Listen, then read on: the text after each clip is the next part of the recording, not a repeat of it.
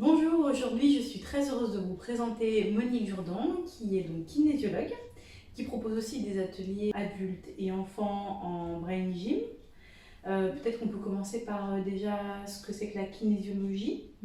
C'est une technique de libération émotionnelle euh, qui va en fait travailler avec l'inconscient et le corps euh, pour aller libérer ce qui est bloqué et ce qui nous pose problème aujourd'hui. Alors souvent j'emploie ce terme-là, qu'est-ce qui vous pose problème? Pourquoi vous êtes venu me voir en fait? C'est ce que je demande en début de séance. Alors, en général, les personnes, elles n'ont pas des émotions négatives quand elles viennent. Elles me disent je suis stressée, je dors pas, je suis en burn-out, ou alors voilà, je suis jalouse, j'aimerais m'améliorer là-dessus parce que ça m'empoisonne la vie en fait. La problématique qui empoisonne la vie, c'est aussi le tabac ou l'alcool en addiction, quoi. Des personnes qui veulent perdre du poids aussi. Enfin, du coup, c'est très très large. C'est vraiment tout ce qui nous embête dans notre vie, quoi. Par exemple, quand on a une douleur ou quand on a un stress, c'est qu'en fait, on a une émotion quelque part qui s'est bloquée dans notre corps, en fait. En kinésio, on va aller rechercher déjà d'où ça vient, où c'est que c'est logé. Si c'est pas une douleur, on va aller chercher où c'est que c'est logé dans le corps. Et l'idée, en fait, derrière, c'est de donner l'information à notre inconscient que ben voilà, aujourd'hui, il n'a plus de raison d'être stressé de ce problème qu'il a aujourd'hui et qui peut-être est engrammé là depuis des années, ou voire même qui appartient des fois à ses ancêtres. On me pose souvent la question, il faut être réceptif, enfin voilà, il faut y croire, tout ça. Mais en fait, alors, moi j'ai envie de dire, il faut juste croire en soi qu'on a envie de guérir.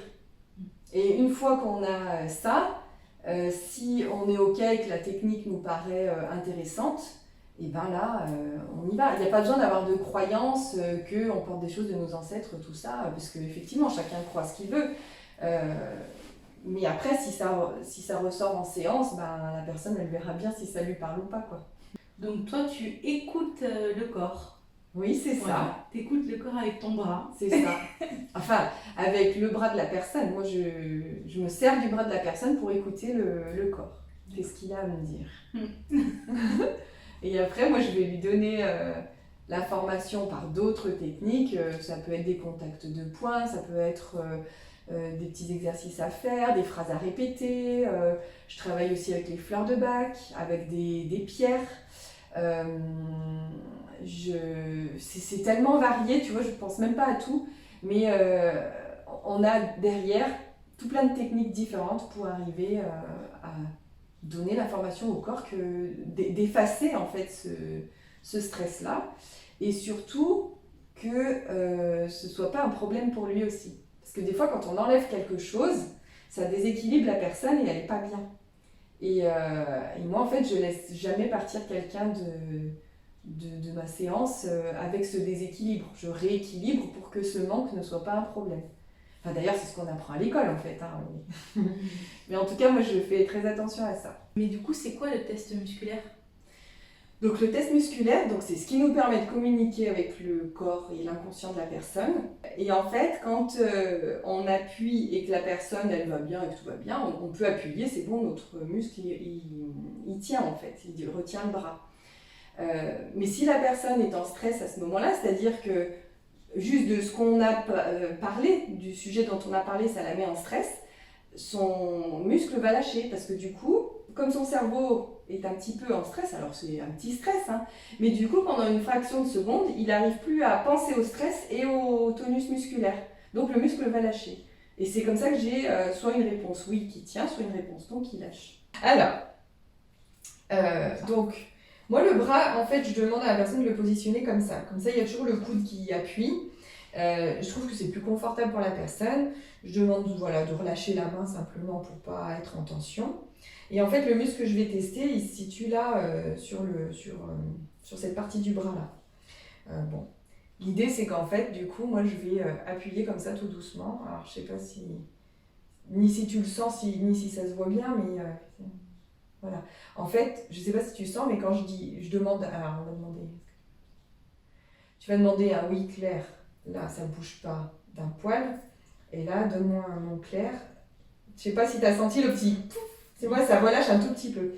Alors, là je force un petit peu pour qu'on voit la différence, mais après moi en séance, j'appuie comme ça et la personne juste, pouf, ça lâche d'un coup et voilà. La personne pour elle après, en fait ça change rien quoi. Elle n'a pas besoin de savoir si c'est oui ou si c'est non en fait, tu vois. Mais ouais. Même tu poses pas tes questions à voix haute. Non. Non, parce que en fait, le fait de poser les questions à voix haute, moi je trouve que du coup le conscient s'en mêle et il va aller essayer de dire à l'inconscient non, non, non, non, non, tu vas pas là. Donc là, l'idée vraiment avec le test et le fait de les poser dans ma tête, je vais communiquer directement avec l'inconscient et le corps et voir ce qu'il a à me dire. Et après, je valide avec le conscient. Il y a telle émotion qui ressort, qu'est-ce que vous en pensez à tel âge ou à tel endroit ou dans telle circonstance. Donc oui, la kinésio, elle s'adresse à tout le monde, c'est-à-dire que moi je travaille aussi bien avec des nourrissons, des enfants, que des ados, pré-ados, et que des adultes, et même, enfin voilà, il n'y a pas de date limite, voilà. Comme on m'a déjà dit, de toute façon il n'y a pas d'âge pour évoluer, donc c'est jamais trop tard.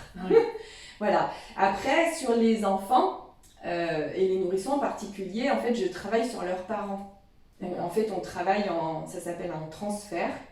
D'accord. Et c'est le parent qui va nous prêter son bras, on va dire, pour travailler sur l'enfant, parce qu'ils sont trop petits pour tenir le bras, quoi. Voilà. En kinésio, l'objectif aussi, c'est de se sentir zen, tranquille. En fait, être zen, c'est quoi? C'est avoir la paix intérieure.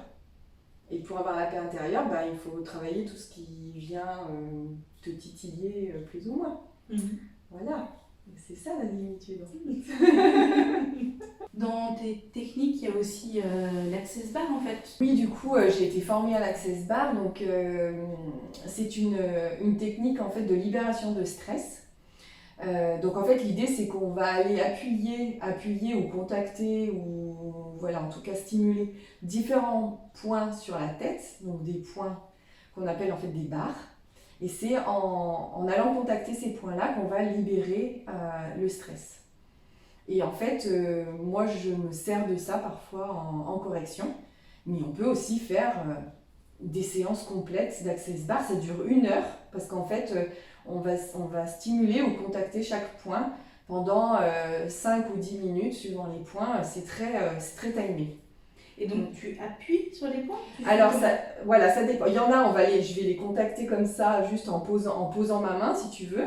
Ouais. Parce qu'il y a des points, il y en a, c'est un peu, c'est des points longilignes, j'allais dire, comme voilà, tu vois, il y a toute une ligne. C'est pas un tout petit point, ça peut être toute une ligne comme ça. Donc on va contacter différents points, machin, la personne va bien respirer tout ça pour évacuer et ça apporte une détente immédiate en fait. Et tu fais des ateliers aussi pour adultes et enfants de Brain Gym?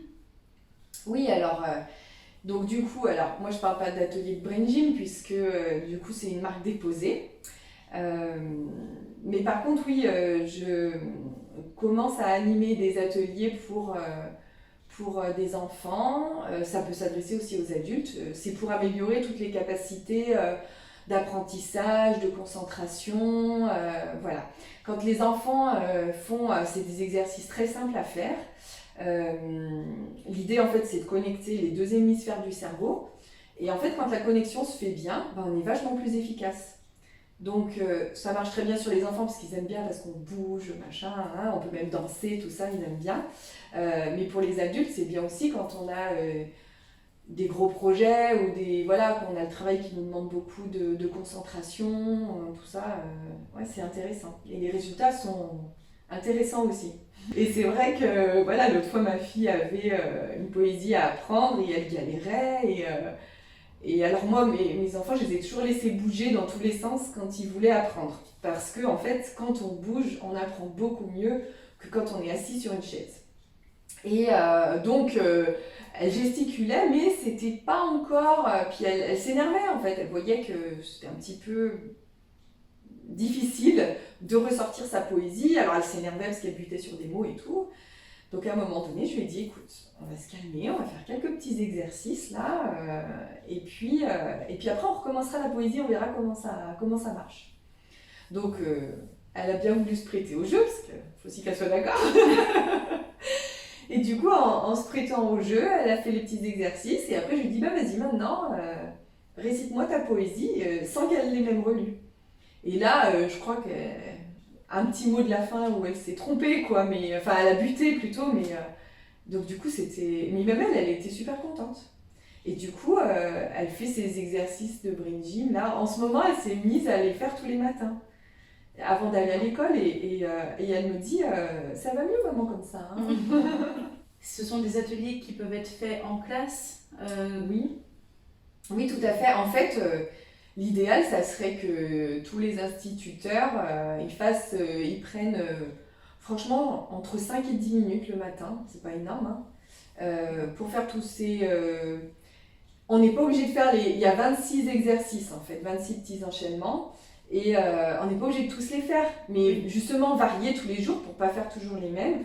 Et je sais pas, moi, en faire, même si c'est que 5-6 tous les matins, ça permet de se concentrer, voilà. Et puis simplement, les enfants sont beaucoup plus attentifs. Ils sont moins brouillons. Comme ils sont plus attentifs, l'instituteur, il n'a pas besoin de répéter 15 fois la même chose. Ils sont là, quoi. Donc ça, c'est chouette. Donc c'est des exercices plutôt pour démarrer sa journée ? Oui, après on peut les refaire en début d'après-midi, après le temps de récréation. En fait, tu vois, c'est plus avant de faire un travail qui demande de la concentration, de l'attention, tout ça. D'accord. Voilà. Donc sinon, avant d'arriver au bureau... Avant d'arriver au bureau aussi. Voilà, c'est ça, on peut faire des petits exercices, voilà. Et alors c'est sûr que c'est pas des... comment dire si quelqu'un nous voit faire, on se sent un petit peu bête. Mais c'est rigolo. Mais c'est rigolo, ouais. Puis les enfants, ils adorent. Ils aiment bien. Et donc, tu peux former des personnes, notamment les instituteurs ou des personnes qui travaillent avec des enfants ? Oui, voilà. Ouais. Oui. Donc, justement, je suis en train de travailler un petit peu sur ce projet-là pour en fait, finalement, pour former les instituteurs à faire ces mouvements pour qu'ils puissent se débrouiller tout seuls, en fait, derrière. Ouais. Donc après, oui, l'idée, c'est que je leur explique chaque exercice, quelle spécificité ils ont plus particulièrement, et qu'après, ils soient autonomes, quoi, là-dessus. En brain gym, enfin en éducation kinesthésique, du coup, il y a quelque chose qui est très important avant de commencer, c'est d'être bien hydraté. Parce que si le corps n'est pas bien hydraté, la connexion ne peut pas se faire correctement. Donc, on commence toujours par boire un verre d'eau. Ensuite, une autre chose qui est très importante, c'est la respiration. Donc, en fait, on commence toujours les exercices par une bonne inspiration et expiration. Parce que c'est pareil, l'oxygène, c'est quelque chose qui est très important. Donc, tu accroches tes mains et tu vas les croiser comme ça. Et en fait, simplement, ça permet aussi de préparer le corps à une bonne connexion. Et donc là, en général, on en profite pour bien inspirer, expirer. Voilà. C'est la petite préparation, on va dire, du début. Il y en a d'autres, mais voilà. Et après, une fois qu'on a fait tout ça, et ben là, on va pouvoir faire des petits mouvements croisés comme ça, devant. Après, on peut en faire derrière aussi. Ah ouais, ça demandait un petit... Voilà, les petits exercices comme ça. Eh ben, merci beaucoup, Monique. Merci à toi de m'avoir fait participer à ce projet. Je suis bien contente. Merci beaucoup. À bientôt. Merci, à bientôt.